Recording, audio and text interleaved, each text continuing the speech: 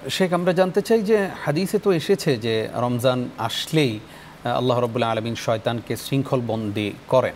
কেন করেন? এই যে পাপাচার যাতে আমরা বর্জন করতে পারি, সে আবহ তৈরি হয়। জি জি।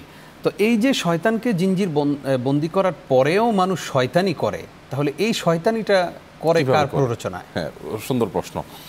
এটা অনেকেরই প্রশ্ন যে শয়তান যদি শৃঙ্খলাবদ্ধই হয় তাহলে মানুষ আবার শয়তানি কেন করে?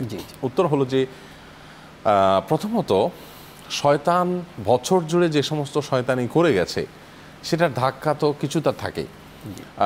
ফ্যান বন্ধ করার পরও, সুইচ বন্ধ করার পরেও কিছুক্ষণ কিন্তু ঘুরে। অতএব শয়তান শয়তানি করে রেখে যাওয়ার পরেও কিন্তু কিছু সময় মানুষের মধ্যে সেই এটা থেকে যায়। আরেকটা জিনিস হলো, শয়তানের কারণেই মানুষ শুধুমাত্র খারাপ কাজ করে তা কিন্তু না, মানুষের প্রবৃত্তিও তাকে খারাপ কাজে নির্দেশ করে। আল্লাহ বলেছেন, ইন্নান নাফসা লাআম্মারাতুম বিসসু, নিশ্চয়ই মানুষের প্রবৃত্তি সেও কিন্তু খারাপ কাজে নির্দেশ করে। শুধু শয়তান মানুষকে খারাপ কাজে নির্দেশ করে তা কিন্তু না। শয়তান মানুষকে ইয়ামুরুনা বিল ফাহশা ওয়াল মুনকার, এটা শয়তানের চরিত্র যে সে খারাপ এবং অন্যায় কাজের প্রতি মানুষকে আদেশ করে, এটা করো এটা করো। কিন্তু একইভাবে মানুষের প্রবৃত্তিও খারাপ কাজের প্রতি মানুষকে ডাকে।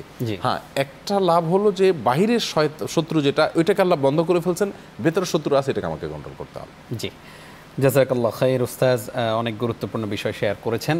আগামীকালকেও আমরা ইনশাআল্লাহ গুরুত্বপূর্ণ একটা আমলের কথা জানবো আপনার মাধ্যমে।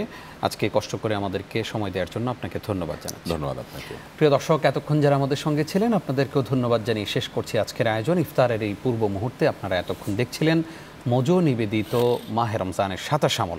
আসুন ইফতারের পূর্বে আমরা দোয়া করি আল্লাহর কাছে, আল্লাহ তাআলা যেন আমাদের সবাইকে ক্ষমা করে দেন, আমিন। আজ এই পর্যন্তই, আগামী পর্ব দেখবেন সেই প্রত্যাশায় বিদায় নিচ্ছি আমি নিজাম বিন মুহিব। আসসালামু আলাইকুম ওয়া রাহমাতুল্লাহি ওয়া বারাকাতুহু।